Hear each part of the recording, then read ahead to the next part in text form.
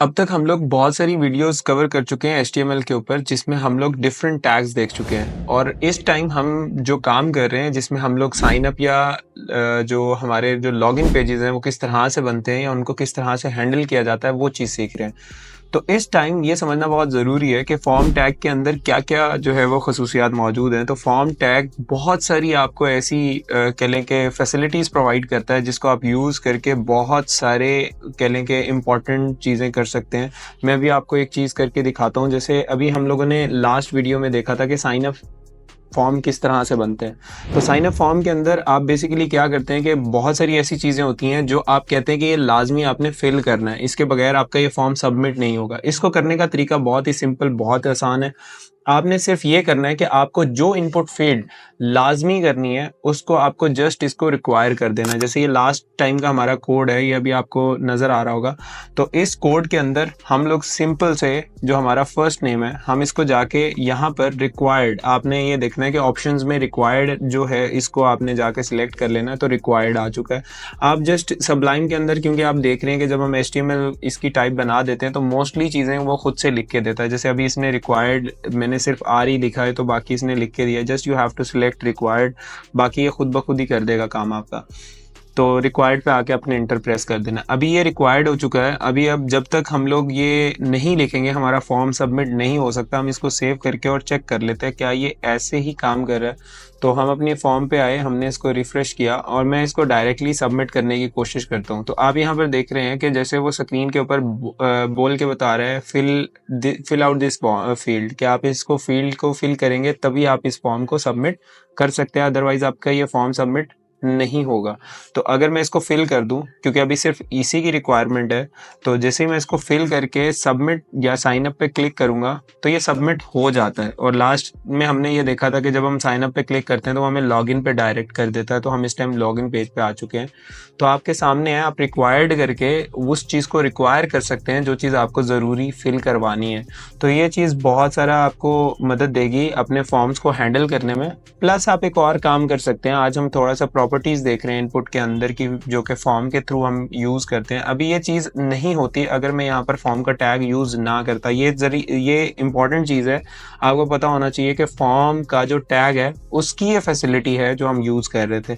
अगर मैं फॉर्म का टैग क्लोज और ये जो मैंने ओपन किया हुआ था इसको अगर मैं ख़त्म कर दूँ, कमेंट आउट कर दूँ, तो ये अब ये काम नहीं कर रहा फॉर्म का टैग। तो अब यहाँ पर अगर आप वापस जाते हैं और फॉर्म अपना जो साइन अप है उसको ओपन करते हैं, रिफ्रेश करते हैं और बगैर कुछ लिखे आप इसको सबमिट करते हैं, देखिए कुछ भी नहीं कर रहा, सबमिट भी नहीं हो रहा और ना ही वो कुछ कह रहा है कि फिल आउट दिस फील्ड।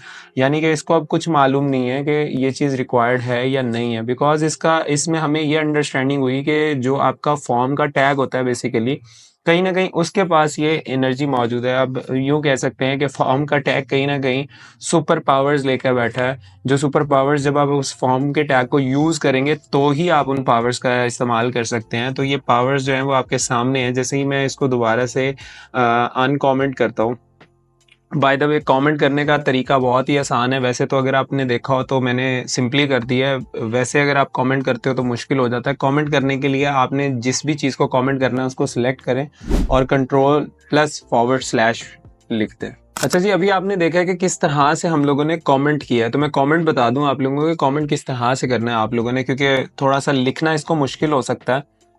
लेकिन अगर आप इसको डायरेक्ट या आसानी से की मदद से करना चाहते हैं तो आपने जितना भी अपना कमेंट करना है जिस चीज़ को, उसको आप सिलेक्ट करेंगे। मैं इस पूरे लेबल को कमेंट करना चाहता हूँ, मैंने इस पूरे लेबल को सिलेक्ट किया है। आपके पास की जो शॉर्ट की है वो कंट्रोल+/ है। जैसे ही आप ये प्रेस करेंगे तो ये कमेंट आउट हो जाएगा। और अगर आप इसी तरह से दोबारा इसको अनकमेंट करना चाहते हैं, वो तो वैसे कंट्रोल+G से भी हो जाएगा, लेकिन दोबारा से यही चीज़ करने से कंट्रोल+/ ये ख़त्म भी हो जाएगा।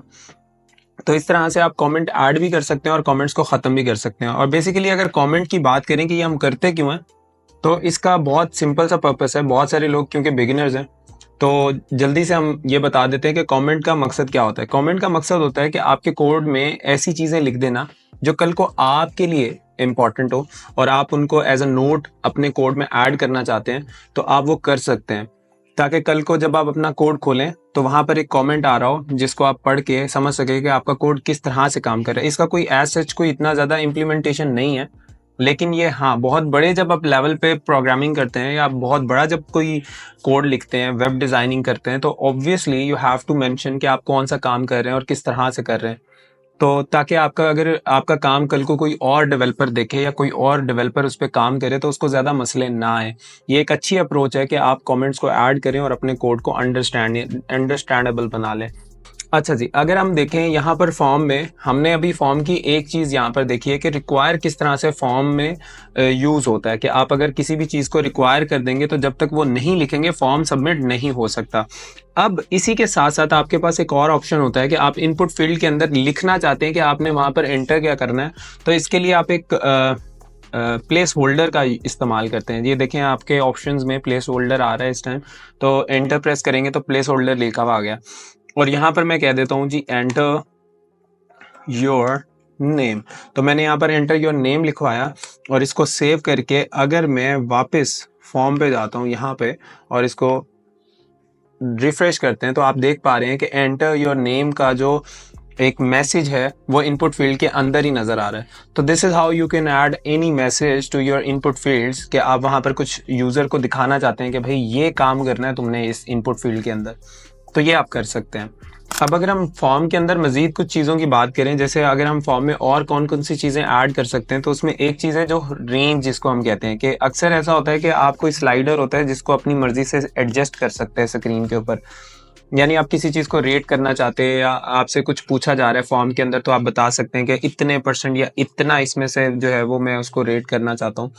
तो वो चीज़ करने के लिए आप कौन सी इनपुट फील्ड यूज़ करेंगे वो भी यहाँ पर हम देख लेते हैं। तो जैसे उसके लिए हम लोग इनपुट ही रखते हैं और इसकी टाइप जो होगी वो रेंज ही लिखी जाती है कि हम इसकी टाइप का जो इसकी जो टाइप होगी वो हम रेंज रख देंगे और यहाँ पर हम एक और लेबल ऐड कर देते हैं ताकि वहाँ पर डिफरेंशिएशन क्रिएट हो जाए और हम यहाँ पर लिख देते हैं सिलेक्ट योर रेंज।